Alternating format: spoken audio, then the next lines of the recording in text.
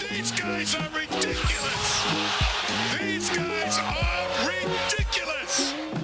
Now, how about them damn Celtics? And we are back with another episode of How About Them Celtics. Sam and I are here recording on Monday, August 7th. And this might have been the longest we've spent putting a show together of the offseason so far. And there's actually a decent amount of news. Like now that we put it all together, like we scrapped enough together and that we have a pretty long slate of stuff. But it was like, it's no longer you just pick from a quote or you pick from a trades article or anything. We're going to be nasty. When there's actual stuff, we're going to be so good at doing shows. You guys are going to be in heaven. We got all kinds of stuff today. We got Blake Griffin for you. We have drama with the NBA streaming rights. Wyc talk to the media. Rat list. All kinds of good stuff coming up. Just imagine what's going to happen during the season when there's actual basketball to talk about too, right? We haven't talked about actual basketball in months. No. Well, we did that Pritchard video that people said was clickbait. We did. Yeah, I guess that was basketball. This is true. People didn't like that. You watched it though. So joke's on you. People liked it. It was split. There was like one guy that said clickbait. Yeah, that's probably how many likes did it get? A lot. Decent amount. Flex? Yeah. I wonder what the don't worry about it. I look at the like ratio more than the the like total, right? Because you got to look at the percentage because that'll tell you how many people disliked it. That's the key there. Pritchard had 93% likes, which is not bad. Everybody loved it. Not bad at all. They thought, wow, this rules. Yeah, and it got 68 likes. So joke's on you. You guys I will say this. A lot of people are fans of Pritchard. Like everybody in the comments seems to think that Pritchard is like the answer. He's going to be a point guard of the future for the Celtics. He's their best pure point guard. I've seen people say, like, the fan base has high praise for Pritchard. So if he has any doubts about being here long term, just look in the YouTube comments. Yeah, very true. But we can kick it off. Let's start with Blake Griffin. You already mentioned it. It's the title of the show. Let's start with Blake. It's not the top of our show sheet, but I feel like it's the most topical thing we have. There's an update from Mark Stein of the Stein Line, longtime NBA insider, obviously, about Blake Griffin. And this is what he wrote. The Celtics, league sources say, have interest in re-signing Blake Griffin. Less clear is Griffin's stance at 34 and returning to Boston for a 15th NBA season.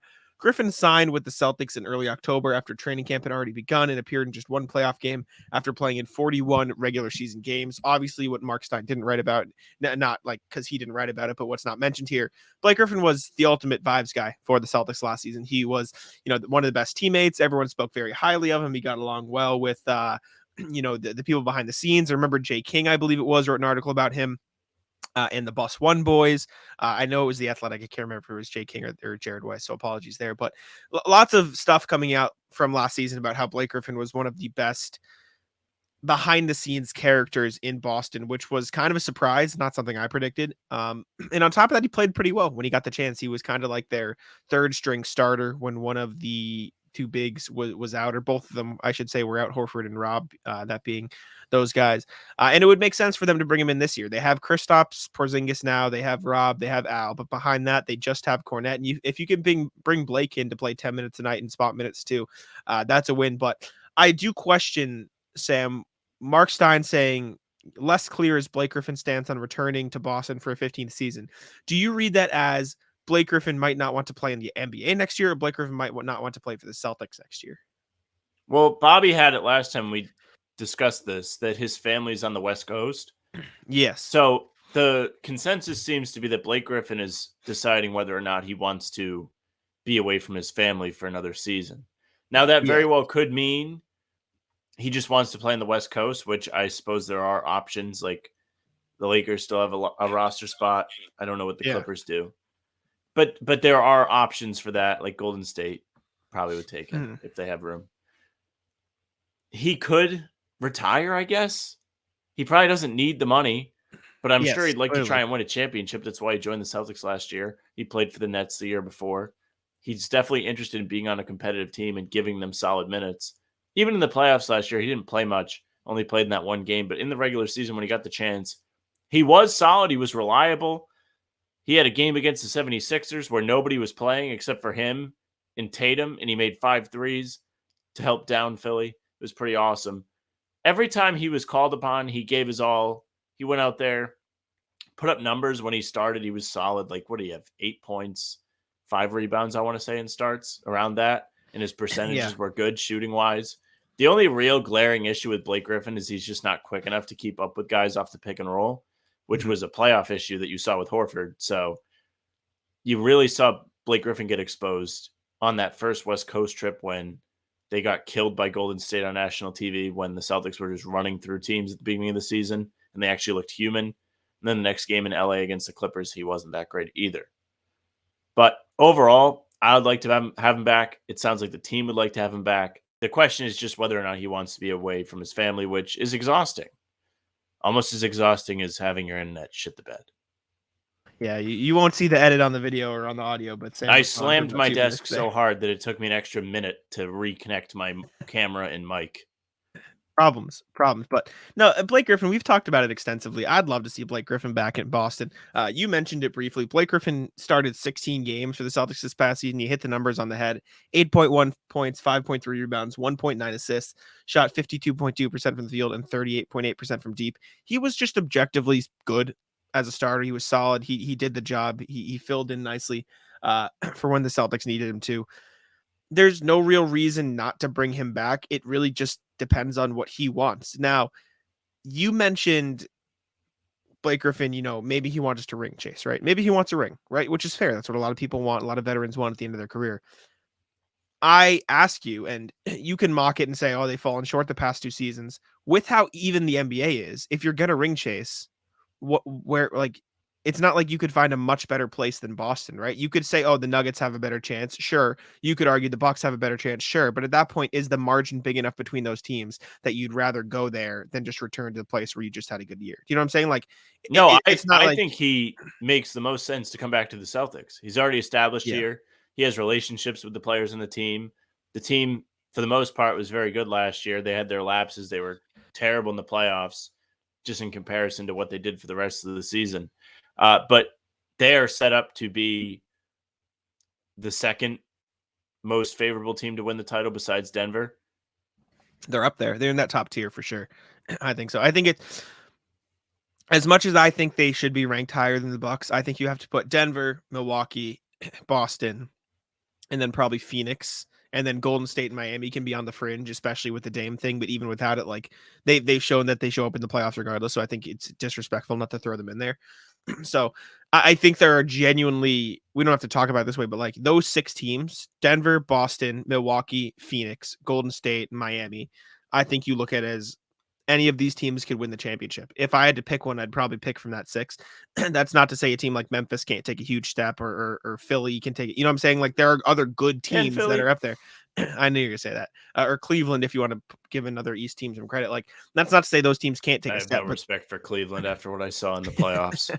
But my point is those are the 6 teams I look at as probably the title favorites. And if you're Blake Griffin, maybe it's okay, I want to go to California to be closer to my family. But if ring chasing is the only thing you're worried about, you'd be hard pressed to find a team significantly better than Boston. I'm not saying Boston is the favorite to win the title, but if realistically you're choosing a favorite, you're not going to sit down and like, you can't just pick the winner. Like that's not how it works. And so I think Boston makes sense for him. I'd love him back. I question how many minutes he'd actually get. He'd probably play a lot less than last year, especially with Porzingis in town. True. But for a vibes guy, especially now that you've waived Justin Champagnie and you can not only sign Blake Griffin, but also sign another player, it makes too much sense in my opinion. Yeah, you're Bring right. him back. I haven't even really given much thought to the Porzingis squashes any role that Blake Griffin would have had.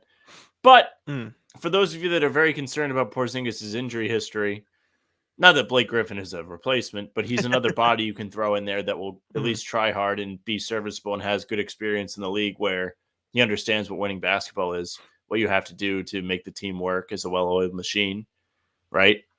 I don't think it's the worst thing in the world for him to stick around. I think he's going to have less minutes now that you mention it, but there's still potential that he has to fill in. Agree. I like Blake Griffin back in Boston. I'd be a fan. But the next thing we do have is an interview Wyc Grousbeck did, obviously the owner of the Celtics, with Adam Himmelsbach and the Boston Globe. Yeah. Imagine we get Wyc on the show. We have to pull some serious strings. I think our friend Timmy G spoke with Wyc at some point. Maybe we'll have to pull our own strings, but Wyc Grousbeck sat down with Adam Himmelsbach and the Boston Globe and talked about a lot of stuff. We're not going to run through the entire interview because it was long, but if you do want to read it, go over to the Boston Globe, check it out. It's all there. We do have some top bullet points. By the paywall, look. There's plenty of aggregation stuff you can find, but we're going to talk about the top bullet points. We'll break them down. We'll say one, we'll break it down. And that's how we'll go about things. But the first thing that popped up in the interview as significant, that we deem significant, at least, you go form your own opinions or whatever. Wyc was asked about the last 2 years. He talked about how he lumps them together and they fell up short. They came up short, I should say, of their ultimate goals. But the bullet point that most people are picking out and aggregating is we being Wyc, Brad, and Joe, agreed not to bring back the same exact team again, but to be open to changing the mix and bringing in additional talent. And the result of that so far this offseason has been Kristaps Porzingis coming in and really adding, hopefully, a lot to our lineup. The idea of bringing another talented big popped up early in the conversation, and we ended up executing that idea. Those were two separate quotes, but the first one being they agreed to switch it up and Porzingis is going to help. The other one being the idea of bringing in a talented big popped up. So it's clear they had their eyes on seriously shaking up this team, which is something we questioned heading into the summer. But apparently all along they were like, yeah, we probably want to change things up. I wonder if they always thought it was going to be Porzingis then, because if they had another talent, or it doesn't mean that they were looking at somebody else. But in general, they wanted to add a big guy.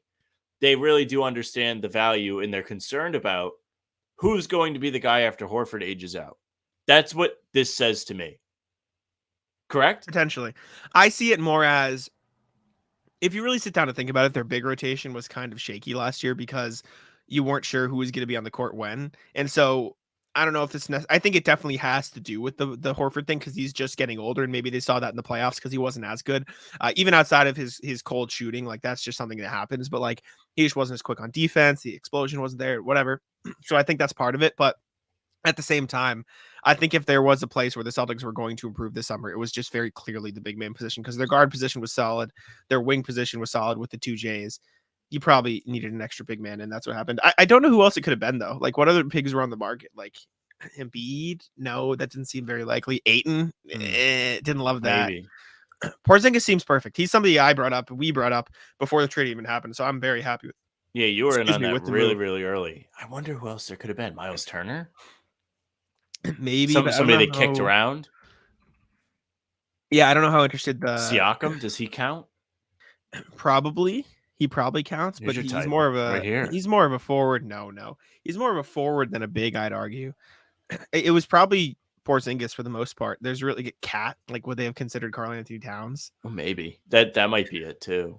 I think Porzingis was probably the best option on the market, though. I'd rather have Porzingis on the Celtics than Cat. Does that make me crazy? Draymond.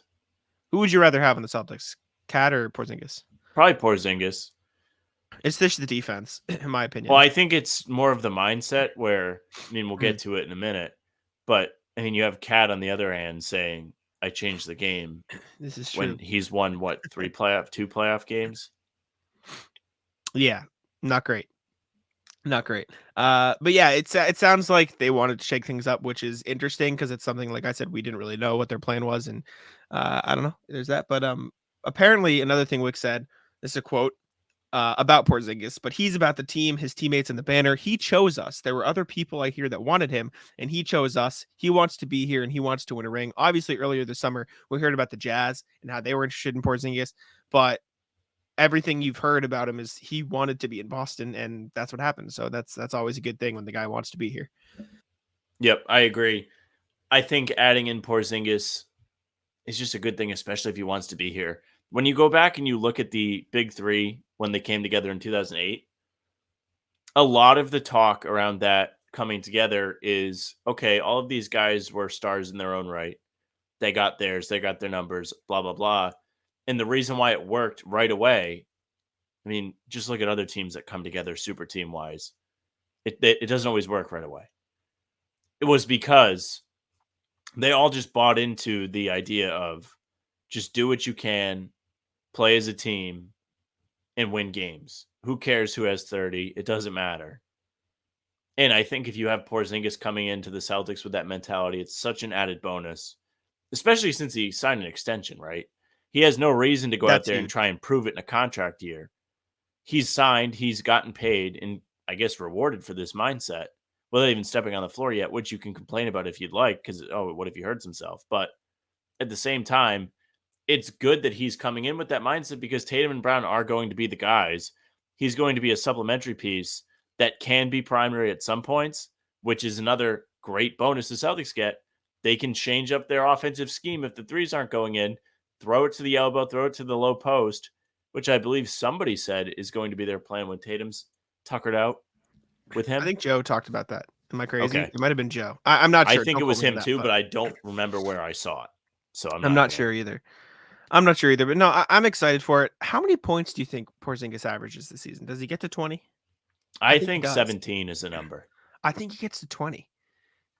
Well, I think they might be at their best if he's only at 17, because that means they don't need that much out of him. It also means that he doesn't have a massive amount of burden on his body, right? I think he'll only average around 17, 18 when they're all healthy, but you have to remember, like, Tatum's going to miss 10 or so games. Brown's going to miss X amount of games, and he'll probably score more in those games. So I think it'll round up to around 20. Just like when didn't they have 4 20-point scorers a couple years ago or close to it when there was Hayward and excuse me, Kemba also on the team? I think they were really close to having 4 20-point scorers. Granted, Tatum didn't average 30 that year, but you know what I'm saying? Like, they have had both of the Jays on the team and lots of 20-point scores. Like, I'll put up here.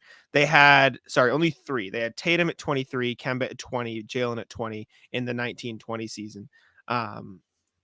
Excuse me. So it's possible, but it is probably unlikely that Porzingis gets to the 20 mark if they do have Tatum averaging up around 39. I also don't think it's crazy to say, like, Tatum's probably not going to average 30 again. He shouldn't average 30 again with Porzingis in town, I think. We talked about this very long ago. The Celtics are not at their best if they have to have somebody average 30. Mm-hmm. They're just not. Yeah, I see it. Can we go through? This is a caveat in a definitely a tangent. Hit me. But let's take a look at the last couple title teams and just like see how often they need a guy to average.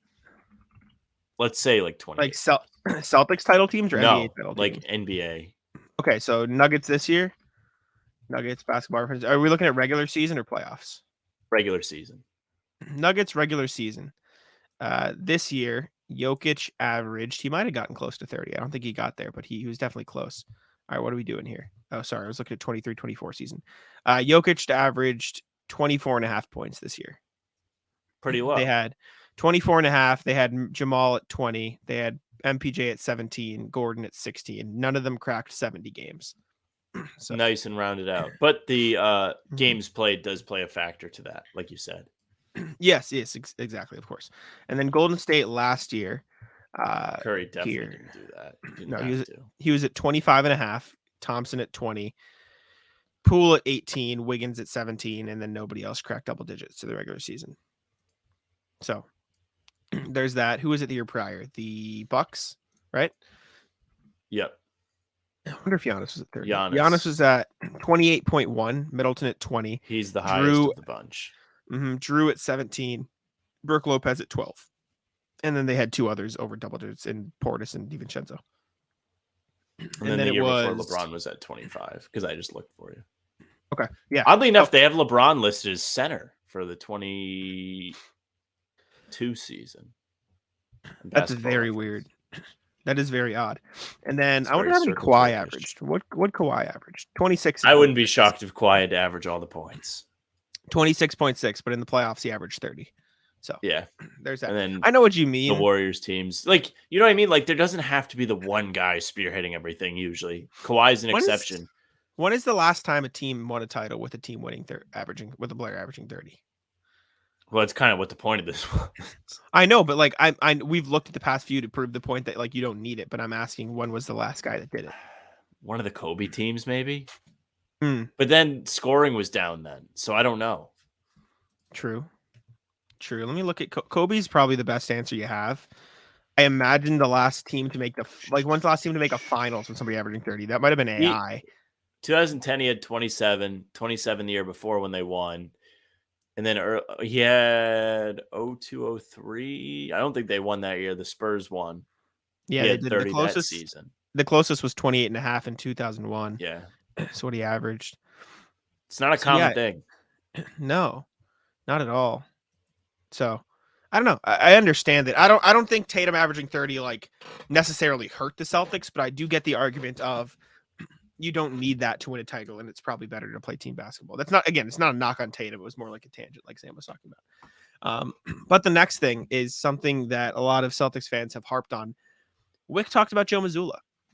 He said, if Joe had done a poor job, I would have thought about replacing him, but he did a very good job. He took us within one game of the best record in the league and then one game of being in the finals as a rookie coach. So I'm comfortable and happy to have Joe as a head coach. I also think the important context to add here, Joe was thrown in a ridiculous situation. He was far from perfect. We've talked about it plenty. Joe was not perfect. There were plenty of flaws. There were plenty of things we criticized him for. Joe also lost like the best assistants on the staff, and also was one of the best assistants on Udoka's staff. Like, and he was the head coach, right? So they lost Will Hardy, didn't really replace Will Hardy. And then halfway through the season, they lost Damon Stoudemire. And then effectively they lost Joe Mazzulla because he got elevated. So that's 3 assistants from the year prior as assistant staff gone. And Joe as the head coach with the 2 top assistants not there anymore.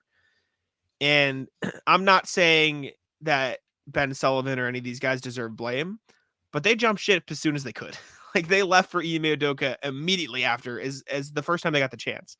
So you can't convince me that Ben Sullivan and them weren't like in the back of their heads like, oh, I want to go work for Ime again. You know what I'm saying?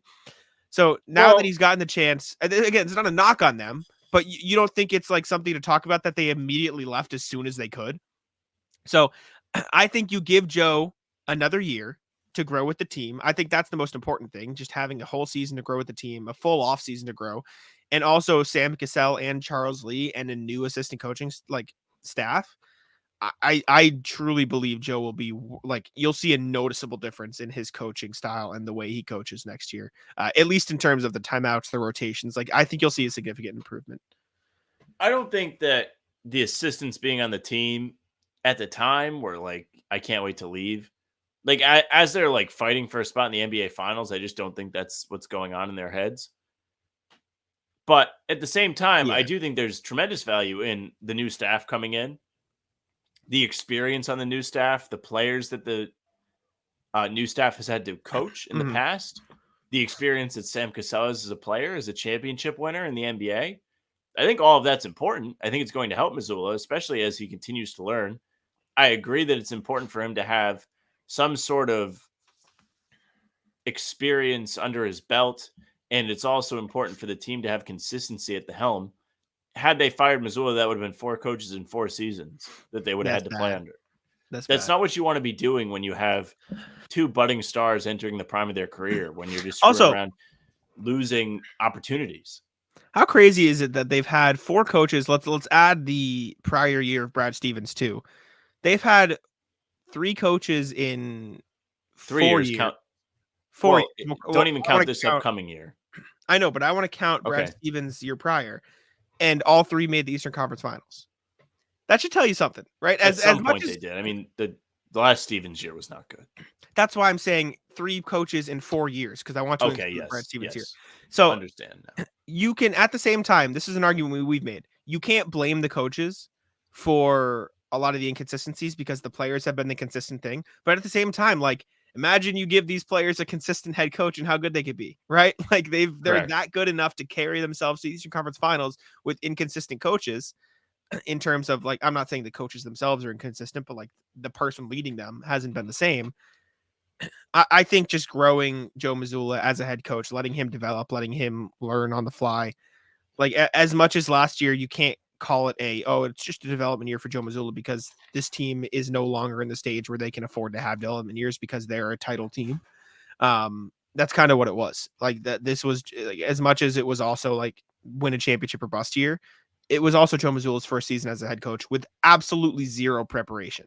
So I give him credit for that. And I understand why the Celtics are backing him. And I'm excited to see how he improves next year. So I think that's a good thing. Another thing Wyc talked about, Adam Himmelsbach brought up the idea of, the Bucks sold. I think it was the Bucks who sold their team. I know the Hornets sold their team as well. And so there has been a lot of sales going around in the NBA lately. Yep. Mark Lassery sold a stake for the Bucks for $3.5 billion. Michael Jordan sold a share of the Hornets for $3 billion. Do you ever think about your long-term future owning this franchise? And Wyc's response: no thought of selling the team. I did this for love and for Celtic pride, not for any price tags, period. Good. Sounds good to me. That's barring a good one message thing from ownership. Phenomenal message from ownership. But please don't turn into John Henry. That's all I ask. Just pay your guys, and I won't complain. I agree with that. And so far, he has paid. He paid Jaylen Brown. Far he has. I could imagine if John Henry is in charge of the team, they might not. Mm-hmm. Just to more of your point, like they could be like, well, do we really want to spend that money on him? Like blah blah blah. Some of the comments that we heard from other fans.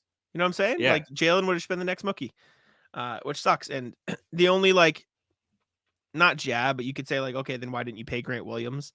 I get that. I suppose it's on a much more minor scale. Like I'm not even saying that as you should have kept Grant Williams. I'm just saying that as more of you look at the CBA that's coming in and you wonder, is it Wyc not wanting to pay those extra taxes and the extra issues, or is it just the team worrying about team building? I think it's the latter. I think it's just the Celtics realizing if we want to continue to build out this team and field a successful roster, we probably can't afford to have that much money in the payroll. Not from and I don't think it was from a Wyc not wanting to shell out the dough perspective. Does that make sense? I think it was a CBA move, not a Wyc move. I agree with that too, but we've said it when we talked about the Grant thing. That's a free cap slot that they just blew up. Also true. They could have had a $13 million slot on their team, let him walk. I just don't see why they wouldn't do that. Fair. Yeah. Because even if you're studying the new CBA, you have more room to work with your roster. Mm-hmm. Unless they're really planning on being deep in it, which would make sense. As these extensions kick in and the years go down the line, they don't want to get penalized too quickly for having consecutive years in the second apron. Maybe that's it. I don't know. We'll see what happens. And then the last thing that Wyc talked about, and we're going to turn this into a larger discussion here, so I'm going to change the timestamps. He talked about Jayson Tatum and Jaylen Brown, and his quote was pretty standard, what you expect from ownership. He said, they're the best two people I can imagine building a team around. We've had them since the beginning. We've been very lucky to have them here for their whole careers, and we're building a team around them. But you add the next 8 guys to the list, you take our top 10, and we've got a really good team. The focus is naturally on those two because they're all NBA players and all-stars, but I like the whole roster. And that got me thinking, are the Jays the best duo in the NBA? 1, and 2, are they the best duo in the NBA in terms of for the future? Because I think those are 2 different questions, right? Okay. Yeah. So I figured we'd go through and we can rank the best duos in the NBA. And I don't think it'll take us too long. There's 30 teams, but some of them are going to be as easy as you put them down the list. And we'll do a rough ranking and we'll place the Jays in that list. What perspective do you want to take? Because I don't want to rank teams twice. Do you want to do one season to win a championship, or do you want to do the future, or do you want to compile it as a whole and just do it as a whole? Okay. In that case, let me pull up my Google Doc so I can rank this here, and we'll start Tatum and Brown at 1. Just because they're the first one on the list, and then we'll say I'll bring up another one. We can say if they go above or below, then we can rank that way. And I'm just gonna go in order here with the NBA standings, and the Bucks finished first in the conference, so we'll do the Bucks. Who do you count as their star duo? Because I think that's the first question. To me, it's Giannis and Middleton, just because that's what's been there the longest. But Drew Holiday made the All-Star team last year. I think he's their second best player now. I think that's fair. So either way, want to count. Who do you think is better duo? Do Drew, because he's got the recognition lately. Okay. He was on the All-Star team. Middleton was not. And Middleton also has not been healthy. Mm. Now, who's the better duo between those two and the Jays? I think it's close. It has to be the Celtics right now, only because the Celtics have been more successful. Okay. Since they won the title. They won the head-to-head. I was going to say. Tatum and Brown went head-to-head with Drew and Giannis, right? Wasn't like Middleton when they didn't have him. Drew was I think it's tough. I think they're very close in terms of talent right now. I think Giannis is better than Tatum, but I think Jalen's better than Drew, but I also think both are very close. I don't think Tatum is worlds worse than Giannis, and I don't think Drew is worlds worse than Jaylen. Well, also, the wrinkle into this is that the Celtics have played Milwaukee really well, even outside of the playoffs, so that's where it goes into it for me. I also think the reason I'd probably lean lower is since it's so close right now, you got to take into the length into perspective, and the Celtics are younger. That's just yes, right? They're just younger. I mean, Drew Holiday's old. He's not getting 30. any better. No, he's 30. So He's I'm only happy putting 30. He's like 34. Oh, what? You're He crazy. was drafted in like 2009. Oh my God, he's 33. Wow. I didn't realize that. I thought he was 30. Oh, Yeah, okay. somebody hasn't been playing my NBA. Yeah, clearly. How old is Giannis? Giannis is 28. Yeah, the age really sells it. Well, Giannis 28 is fine. It's more about the holiday thing being like, wow, he's older than I just always think of Giannis as like 26. I don't know why. Like he's been in the league for 10 years. I know. It's crazy. I'll put the Celtics above, although that's really close. Those two will probably end up being towards the top of the list. And the Sixers. Do we want to include Harden? Embiid and Harden, or do we want to do Embiid and Maxey? Because Harden is Embiid and Harden. Embiid and Harden. Immediately lowest third. on the list. Immediately third. Never made it past the second round. People are going to be mad at that, but success. Sorry. Yeah. Like if we're doing best duos and best to build around, Harden's inconsistent in the playoffs. Embiid's inconsistent in the playoffs. Is Embiid the worst player out of the stars there? I'd say so, but people are going to get mad at that and say we're Celtics biased. But I'd say Tatum's better than him. Oh, he's never beaten Tatum, so.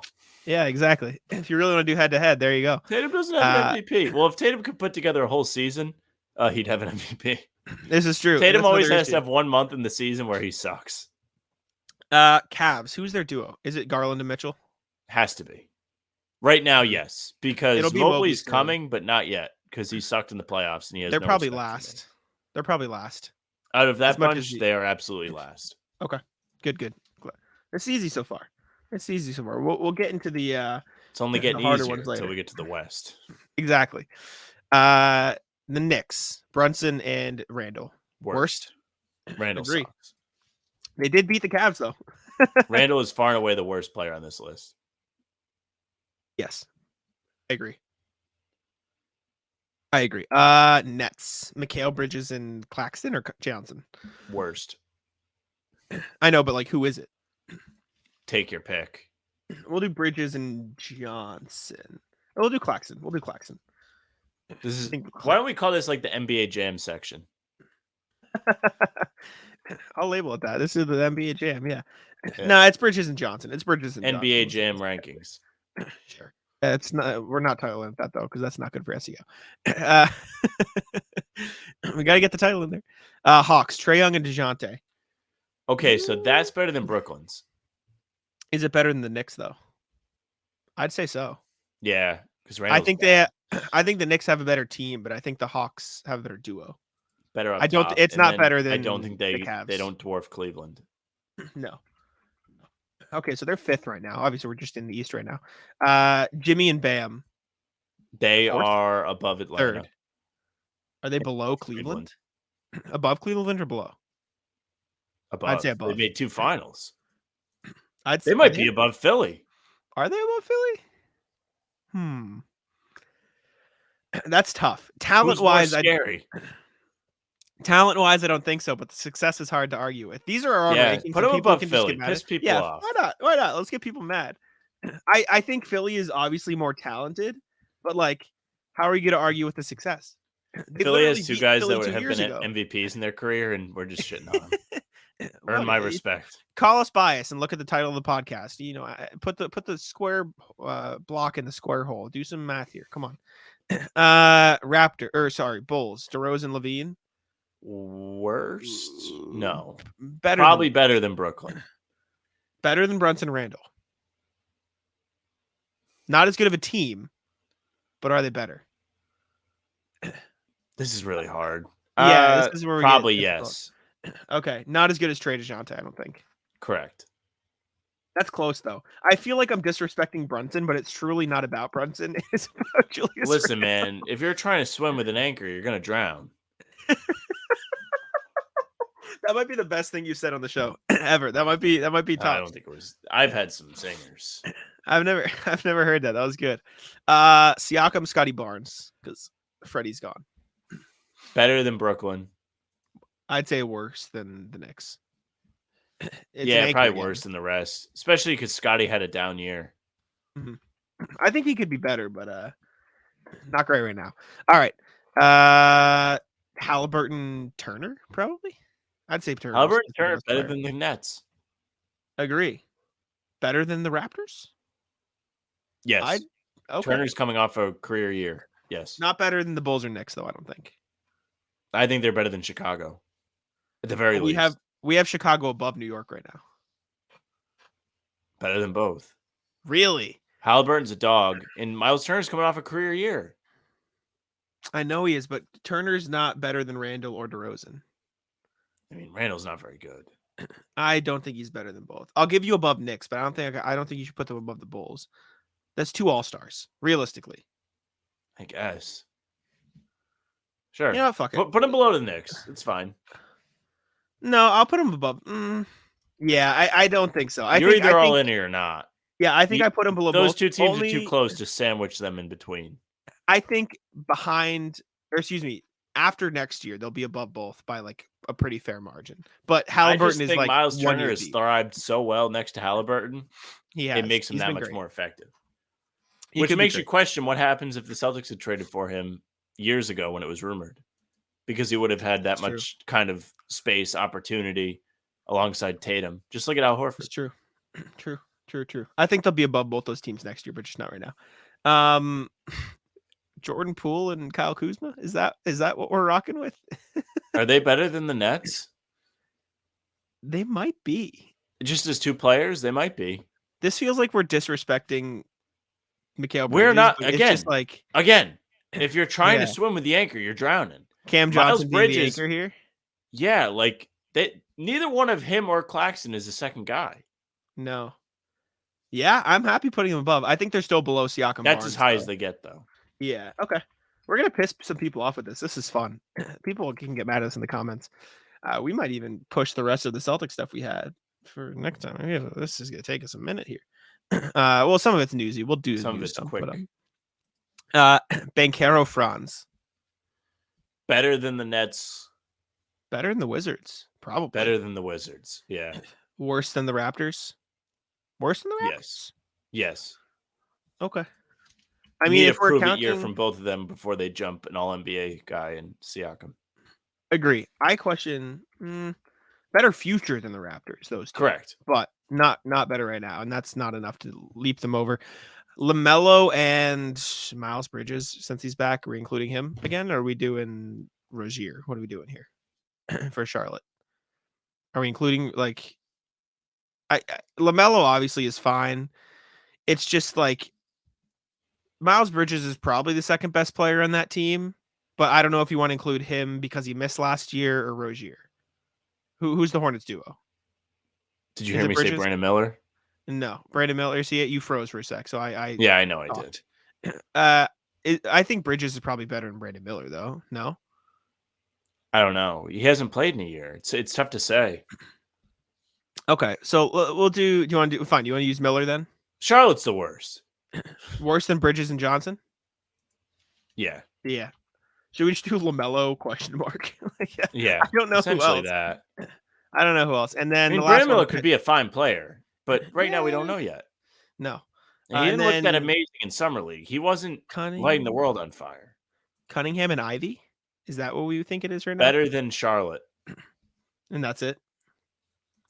Yeah, I think so. Now? Or do we want to do Bogdanovich? It's probably Ivy, just for the sake of everything. Yeah, they could be 14th. All right, so in the East, we do have the Celtics at 1. Call us biased. That's fine. Look at the title. Celtics, Bucks, Heat, Sixers, Cavs, Hawks, Bulls, Knicks, Pacers, Raptors, Magic, Wizards, Nets, Pistons, Hornets. Fine. And now we move to the West with Jokic and Murray. They got to be 1. They're 1. They have to be 1. They have to be 1. They're going to go immediately to the top, and you won't hear any questioning from us. Memphis, Ja and Jaren. They're probably high on this list. Ooh, Are they above? Are they above? You're on the sheet, so you can see the list. They might be between Philly and Cleveland. You think Philly's better? Yeah. Okay. I think they've proven more back it for now. But it's tough because Memphis really hasn't had the chance to have a really healthy playoff run. They're super young too. I'm fine with it there. I don't think you can put them above the Heat or the Sixers. Even when they lost to the Warriors, Ja had the knee thing happen where they said broke the code, right? Something like that, yeah. What was the code again? I forget. It was I think Jordan Poole grabbed his knee or something in a very non-malicious way, and then they all started crying. Oh yes, yeah, but like Embiid has the MVP and the Heat have finals appearances. Like you just can't put the Grizzlies. Yes, agree. Not yet. Fox and Sabonis. I'd say above Trae and DeJounte, but below Mitchell and Garland. Okay, yeah, I'm with that. I can see You know what I'm that. saying? I think that's a fair spot for them. And you can even argue Trae and DeJounte above, but I think the Kings had a better past season, and the Hawks They were have more a better. impressive. Yeah, they look better this past year. Phoenix, Durant and Booker. They are maybe above Milwaukee. I'd say they're 4. I'd put them below Milwaukee. That's just fine. Just because of the title. I just think the title is there in that case. And like the reason the Celtics are above them is because they played them well individually and they have the age. And like the Suns don't really have the age, so I'd probably put them below. And again, there's definitely some bias here. Like, sorry, it's just how it is. But I'd put them 4. Them's the rules. You got to follow them. Kawhi and Paul George. Oh, this is a good one. It's because the injuries, man. Yeah, you don't even know. Like I want to put them above Memphis. Half want to put them above Philly, but I'm at the stuck same time, it's tough to give them any credit because as a duo, they haven't done a whole lot. I'm stuck between above Memphis and below Cleveland. I think they are either. I don't think they're better than Philly. Philly has the MVP and the Put Clippers them at can't stay 7. healthy. But between Memphis and Cleveland. Okay. Okay, fine with that. Oh, you meant above. No. Okay, yeah, I can back that. I'll put them above those two. But like they are very close to being below Memphis and Cleveland. I think that's a tier. I think that They have a big window. They have a big range. Yeah. Mm-hmm. Agree. Excuse me, I agree. Golden State. Is this Stephen who? Stephen Klay. Okay, sure. Or you don't want to say Dre? I don't know. You know, like it's they're kind of together. Klay. Okay, Stephen Klay. That's fine. You might think it's outrageous, but they're probably better than Miami. Really? Steph carries. Steph is just nasty. Steph's a top tier player, and I mean, take your pick. They've won 4 titles together. Yeah, I can see it. And Below look, Phoenix. They're not in their prime, especially the second guy, whoever it is, Klay, Draymond. It doesn't matter. Mm-hmm. They just have a chemistry about them. Like those are their guys, and they're continuing to be successful. Okay, I'll back it. I'll back it. Yeah, 5 is fine. 5 is fine. AD and LeBron. They're probably pretty high on this list. They're probably above Philly. Are they 6? Yeah, I'd probably put them above the Heat. Yeah. Put them above fine. Stephen Klay as a duo, not a team. Yeah, because they just beat him. Have to be fair. Above Durant and Booker as a duo. Nah, they can't be above them as a duo. You know what this has me thinking about? We're doing this as a duo. Did we put Giannis and Drew too high? Because this is purely as a duo. You know what I'm saying? Like, because we that was the first one we did. Like, should they be below LeBron and AD and Durant and Booker? What's the timestamp on this? We've been doing this for 15 minutes. No. Okay, well, no revisions. Fine, we leave them. Ant and Cat as a duo. They are probably better than Chicago. Really? You think they're worse than Trae and DeJounte? I might put them above Trae and DeJounte. Okay, put them above. They're not that impressive, though. I'm just in on Edwards. I understand it. I get it.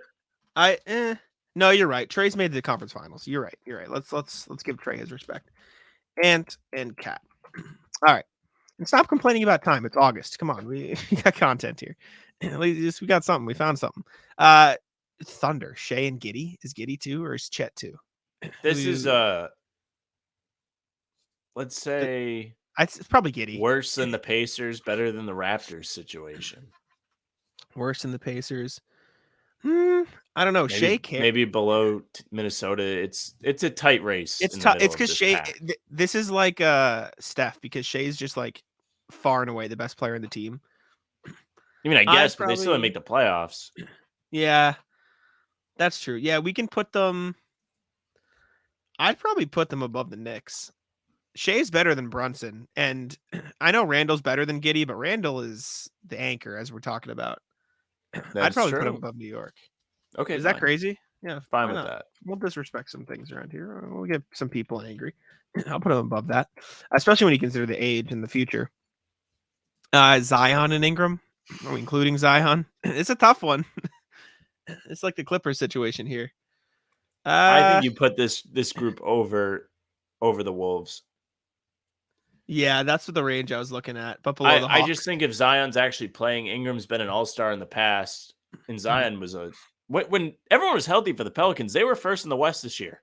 In like December, yeah, they were a good team. So I think this is a fair ranking for them. I agree. All right, Luka and Kyrie, they're pretty high. Luka and Kyrie are better than probably. Are they above the Sixers? I would say yes, but below the Heat. Yep, that's fair. All right, we'll put them there. The Jazz, Laurie and Kessler, I guess it is at this point. Put them below the Magic. We're looking below the Wizards. Here, yeah. Below the Wizards. I agree. Better than the Nets. All right, Jazz, Mark, and then Kessler. All right, next up we have. Are we including Dame for the Blazers? Or are we cutting him? I say we cut him. He's you didn't put him on any other team, so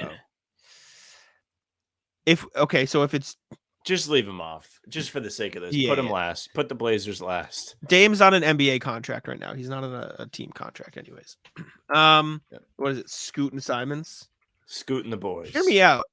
Is Scoot and Simons better than LaMelo and whatever he's got? Yeah, actually, you're right. Yes. I don't think it's better than Cunningham and Ivy. Not yet, but I think it's better than the Hornets. Hornets are down horrendous.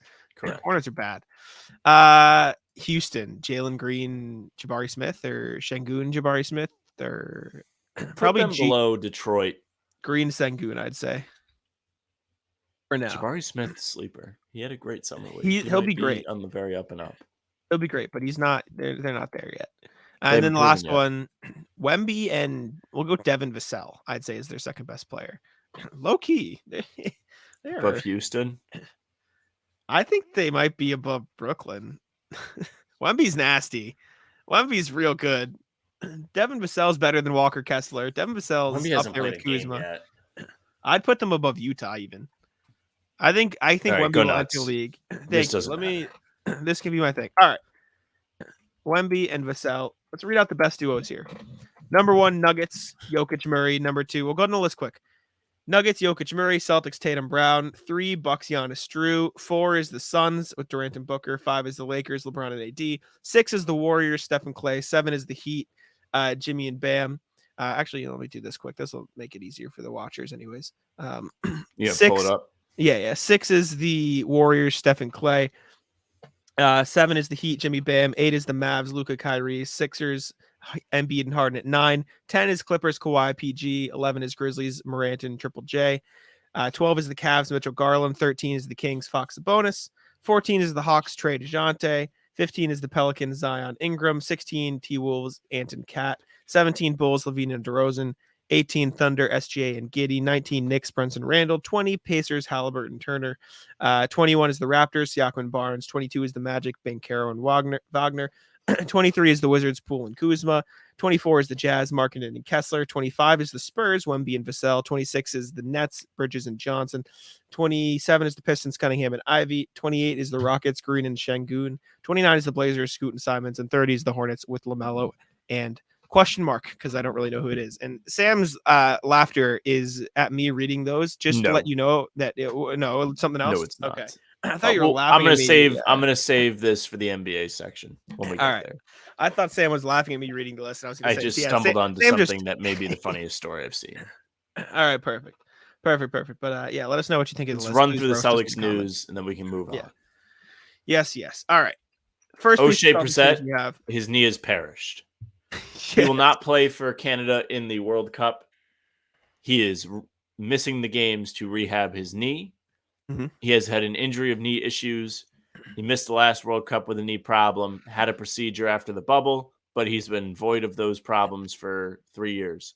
Yep. And Porzingis is now the only Celtic playing in FIBA, as Al Horford has withdrawn from the Dominican Republic team. which is good. Mhm. Does not need to play extra games. And Porzingis isn't playing in the exhibition games. He's just playing in the Correct. feeder He's playing in games, the which is least good. possible games. Which is good, yes.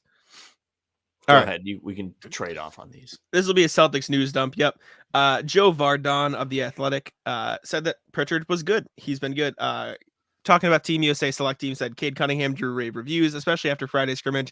And the Celtics, Peyton Pritchard, also had a solid 2 days of scrimmages. The national team will script plays and go through a shooting workout on Sunday, the last day of training camp, before exhibition play begins. So Pritchard has been playing Does well this mean with that the Team USA select the guys on Team USA are like fist bumping Pritchard and being like, respect? team. Possibly. He's getting Yeah. some respect out there, which is good. Good. Joe All right, here's- Mazzulla pays a visit to Patriots training camp today. Spoke with Bill Belichick, I guess. Belichick, historically a big fan of the Celtics, seems Yes. to always be somewhat involved. He has called, I think he called Brad Stevens back in the day. I think we saw footage of that. I Yeah. don't remember. Good. But he watched training camp drills, and I do indeed hate football. But it is I wrote in the August. show sheet. I was ready for me to go through the Joe Mazzulla thing and Sam say don't care, and so I preemptively wrote Sam hates football. Deal with it, buddy. It's August. We got news, but Sure. We actually didn't need to include that. we didn't. No. But we didn't. How were we gonna know? Last Celtics news dump thing. 2 former Celtics have signed new contracts. Jabari Parker joined FC Barcelona, I believe it was. Sam says one of his personal favorite random Celtics. Is this? Yep. this I hold true? enjoyed. I thought Jabari Parker did his best when he was on He the was Celtics. okay. He was solid. He had 13 points in a playoff game against Brooklyn. Mhm. He had 22 appearances for the Celtics in the regular season, 5.3 points per game. Solid. Yeah, and then RJ Couldn't Hunter. play D.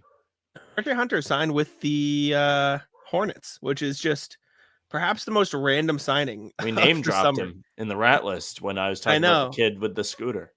What are the odds? What are the odds that RJ Hunter gets picked up after we talk about his dad? Very weird, but all right, we can move on to the NBA stuff. We spent plenty of time on the ranking Jayson Tatum and Jaylen Brown among those guys. Probably should have included that in the NBA section realistically, but it is what it is. Let's turn it blue and let's kick it off. We have a little bit of news today, then we can get into Breaking Let's not do news. much stuff. Hold on. All right, Sam wants to lead it off here. Hit me. This is from Scoop B. Oh God. Mark Jackson has been offered $1 million by an adult site to provide play-by-play saw this. analysis. I saw this a little while ago. And Yeah. the best part of this post is the photograph they use of Mark Jackson, where he just looks very upset. A part of me doesn't want to believe this because it just seems ridiculous. It just seems like something I don't that think Scoopy. Scoop's not making it up. I know, but it feels like something is that not- that The most traditionally accurate report. Mm-mm. Make no mistake. this But feels like I something. am not doubting that he had a conversation with Mark Jackson No. made this up. This is what I believe happened. I believe the adult site reached out to Scoop B and said, "Hey, we asked Mark Jackson to do this," and Mark Jackson probably just didn't answer, and he's like, "No, I don't want to do that." But they said, "Hey, just leak it that we offered Mark Jackson, please, Scoop," which would be hilarious. I wonder who is okay, if they leak that, you have to imagine there are some NBA personalities that may have seen this. You know who's the one that comes to mind? Because I think he was offered something similar. Big Baby. Paul Pierce. Paul Pierce, yes. Think about the videos that went viral, Sam. The 2008 Celtics are down bad. By the way, they need to stop giving Paul Pierce a microphone. Not a fan. Paul Pierce's post NBA life should be being a Celtics super fan. That's what it Something should I saw. Speaking of the 2008 Celtics, I think this might have been Adam Taylor, friend of the show, who said this on his podcast.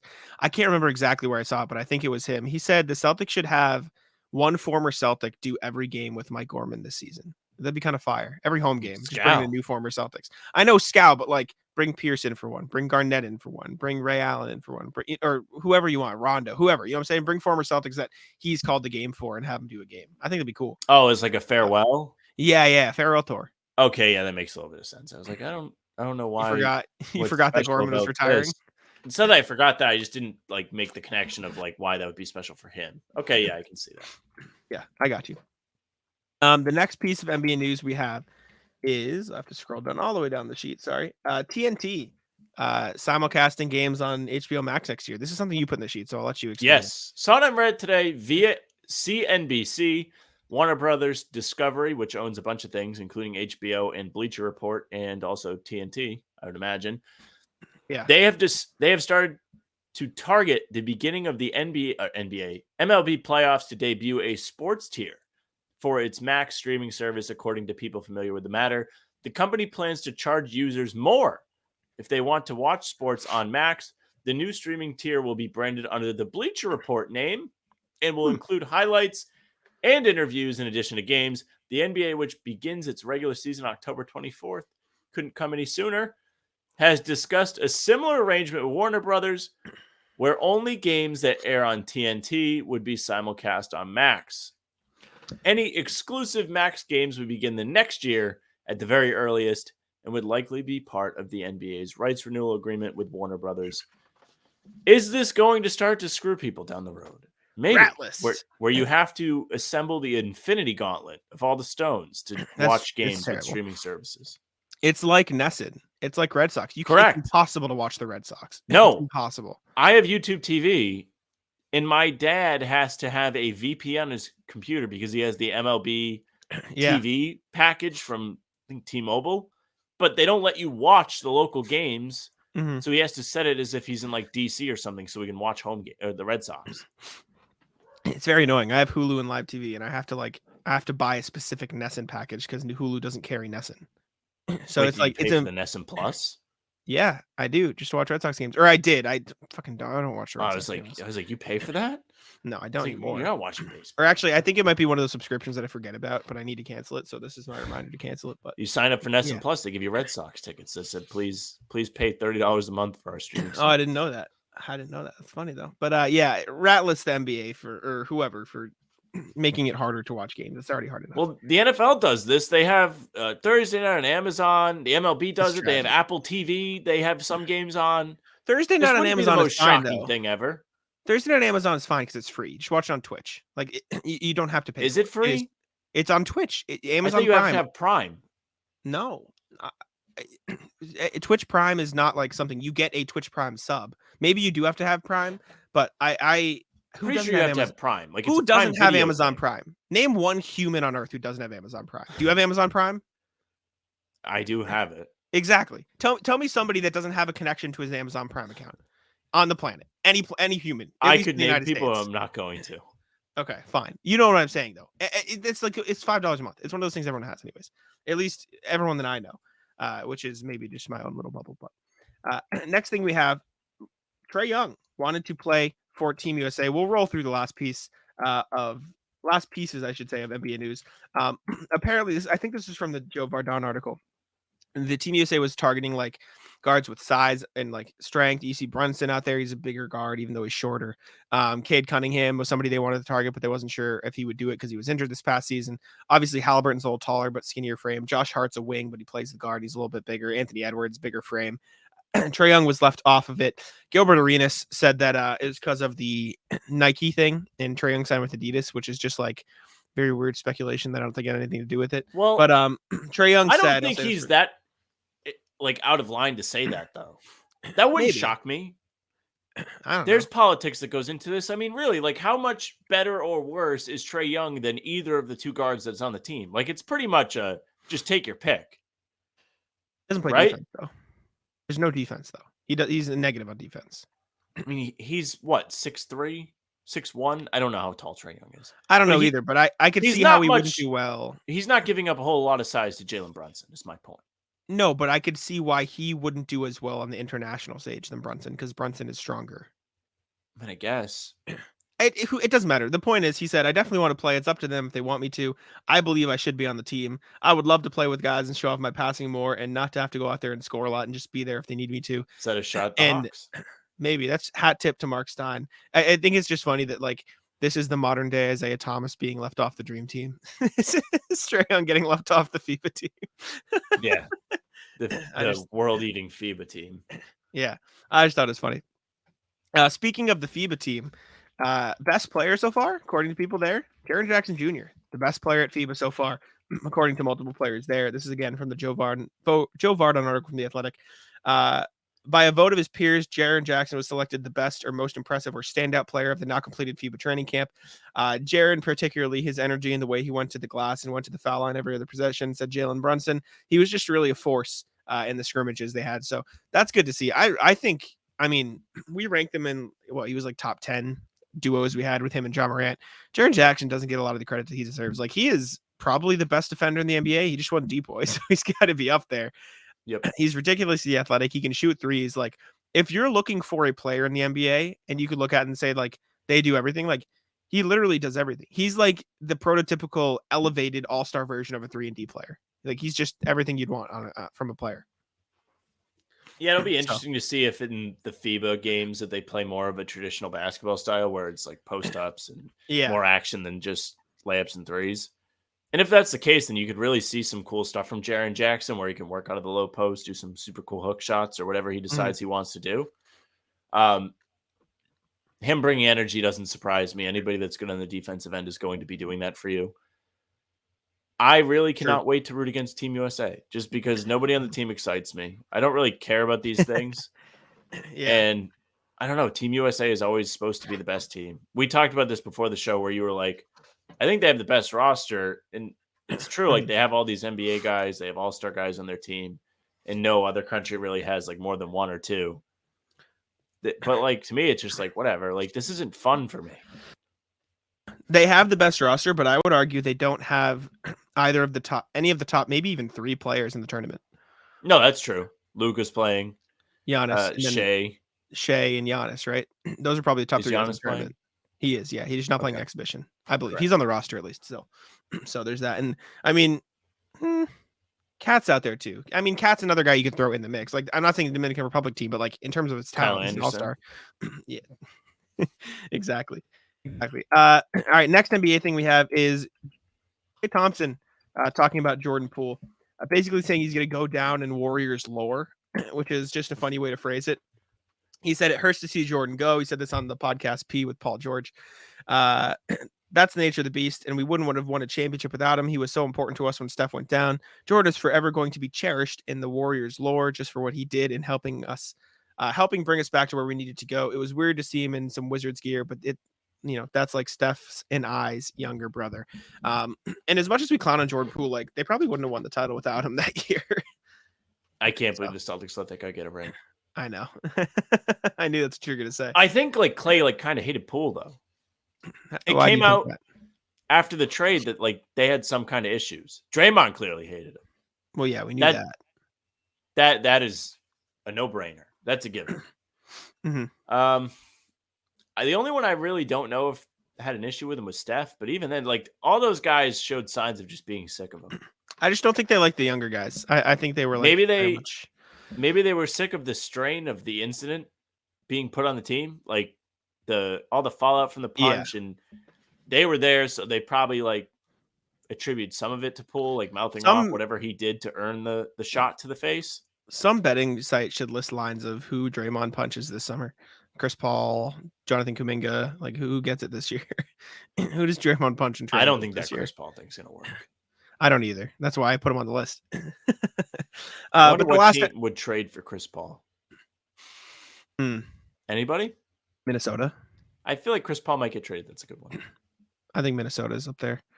Clippers. I think the Clippers would. I don't know. It's weird. We'll have to see. But the last NBA thing we do have today is Bam Adebayo talking about a Dame trade. He was at an event for his foundation, the Bam Books and Brotherhood Foundation. I think the teams that have ended up in the most positive situations post-trade have been the ones that have been really diligent in taking their time and not been impulsive, or the teams that really kept their urgency under control. So I think that's how my approach has been with this and will be with this. We're going to be patient. We're going to do what's best for our team. We're going to see how this lands. And if it takes months, it takes months. That's probably the best response Bam could have given. It is the best response. But the thing is, he's not talking about the Heat. He's talking about the Blazers in this situation. Because Miami, what are they taking their time with? They made an offer. I guess like they're taking their time on throwing any more in the offer. They're not giving up. At the same time, the Blazers are in no rush to accept it. Of course. Seems like we're very much at a stalemate. And if anything, Miami's going to have to budge if they want to land Dame. Maybe. Possible. If you're Miami, you want him ASAP. You don't want to add him in the middle of the season. You want to get him in before training camp, get everything situated, get him fit with the team and comfortable. That way you don't have any kind of growing pains within the season. Or if you do, they're at the early part. Portland has no reason to rush this. But how do they care? Yeah, I mean, it was a good response from Bam, though. It's probably exactly what you wanted them to say. So True. good for Bam. All right. Ratless time. Then we can wrap it up. We've given you guys a lot for August. Sam, you want to kick us off with the Ratless? Hit me. What you got today? Yeah, Rat List, August. This sucks. I'm so sick of doing shows and having nothing to talk about. It took Jack and I a very long time to put the show sheet together, and it is exhausting. Especially the two of us have been working and like looking for angles to write about the Celtics with, and we still took a long time to find like substantial We content did. to write about and talk about today. That we So please, something happened so we have something to talk about. Agree. I had a really good Ratless and I can't remember, so I'm gonna fill the void with a different Ratless while I remember the other one. I'm gonna Ratless my dog. Comment on the rat list. You can't walk around with socks in my house. You will just step and drool. And so I go to the bathroom. Socks are wet. You can't. And you say like, oh, you'll just step in that. It's easier to wipe off my foot than like Yes. damp socks. It's just ratless in general. It's just annoying. Like I'm stepping in puddles around my house all the time, which is not fun. And it's especially bad in the bathroom. I say that because they drink out of the toilet, and so they just exit the room and there's a trail of water everywhere, which is terrible. Not a fan. So ratless my dogs for being annoying with that. What you got? Rat list, airport traffic. So my girlfriend came back from her trip home this weekend, so I had to go to Logan to pick her up. And tell you what, it's not easy to get around Logan driving. No. And also in the short-term lot, you have to stay next to your car. Like, I had to go pee, and I had to wait for her to come out of customs and everything. Yeah. That was a long wait. Why didn't Very you just go to long the terminal? Why'd you go to a parking lot? You just parked up in the terminal. because I was there for like an hour. Why were you there for an hour? Because her flight was delayed. Oh, yeah, that's tough. See, I just wait in the line regardless. I've been there for an hour before. I just wait in the line. I don't want to wait in the line. Why? Because I'm in people's way. There are other people that could be using the spot better than me. No, but you just keep moving up. You keep moving up, and by the time you're in the front, you're not in anybody's way. You're just the front. Yeah, then you're taking up the front. Fuck you guys. It's my spot. I don't care. Fuck them. I like the short term a lot better.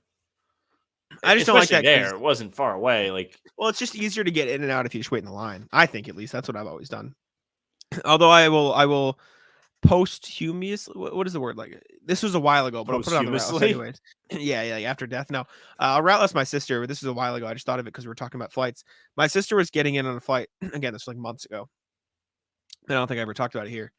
I texted her before the flight. I'm like, okay, what time do you come in? She's like, what's this? And I'm like, okay, cool. We're coming for this. She never told me what airline she was flying in on. So I just had to like guess where she would be coming in. So like I looked at the flight. She was coming in from where is she? She's in Florida or something, right?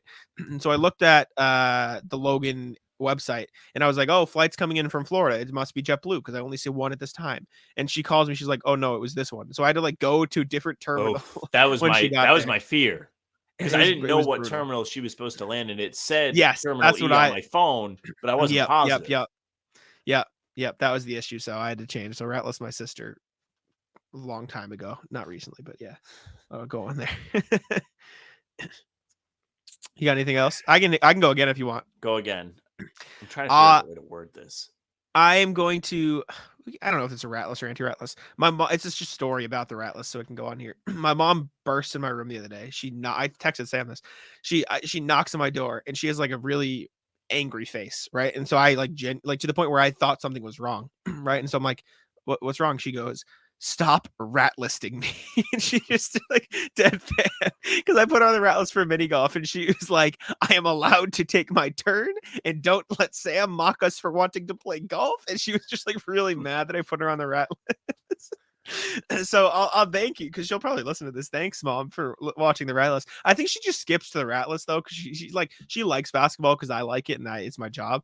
But She doesn't care enough to listen to the whole thing, so she'll probably just skip to the rat list. So, Mom, it's not technically on the rat list this time, but I'm not going to stop if you do rat list stuff. So just like when you don't use your blinkers, it's rat list, right? Like you're going to keep being on the rat list.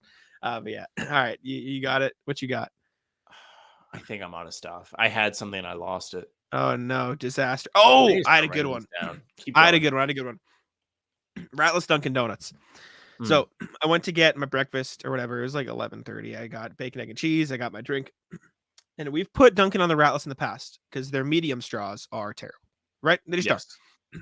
I got 2 large drinks and a medium drink, one for me, one for my brother, one for my mom. They gave me 3 medium straws.